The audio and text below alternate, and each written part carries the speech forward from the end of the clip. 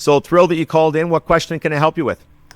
My question was, we had 3 kids, busy years. We didn't have a lot of extra money to invest in our child rearing years, and just wanted to know if you had any advice for. We're in our 50s. My husband's late 50s. I'm early mid 50s, and if you had any advice for us Johnny come latelys. Well, it's a great question. Again, it's one I get a fair amount. First off, I always said only have 2 kids. Joanne, you blew that one. I And did. you had that third. So, okay, we can't do anything about that now, though. That's just the way it is. We can't do Yeah. anything about that now.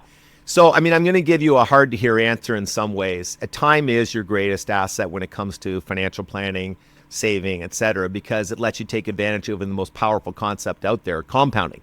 Those two things walk hand in hand to create the kind of wealth you often need in retirement. So when you get started late, it's tough. Even if you raise your savings rate dramatically, it's difficult because you've lost all those years of compounding.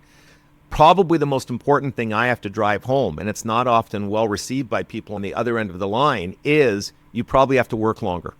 Because if you work longer, a lot of good things happen. A, you're earning more money and therefore you can save more money. B, you don't start the drawdown for a number of years. You've delayed that. That's absolutely key. It gives your pool of capital longer to grow. But the third thing is precisely because you are working longer, that early savings year in your 50s, you may have enough time, the 10 to 15 years, to put that in more aggressive investments that could give you better returns. Now, again, you need to get specific advice on that from a good planner slash advisor. But I think that's the first thing I want to say. If you didn't get off to a good start and you're a little behind the 8 ball, often working longer is something you have to do. Okay. All right. So you don't have any super secret short term high No, return. no. If I had any really short-term, low-risk, high-return investments, I wouldn't even share them with you.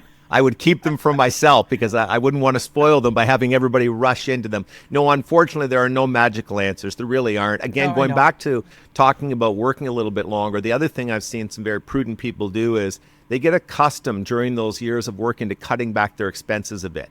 They get accustomed to trying to deal with a little bit less, going out less frequently, and so on and so forth. And so they control their spending a little bit, which obviously is as important as keeping a fairly good income. So none of these are fun necessarily, but there are things you have to do to make the math work. Right. Okay. Okay, thanks for calling in. All right. Thank you.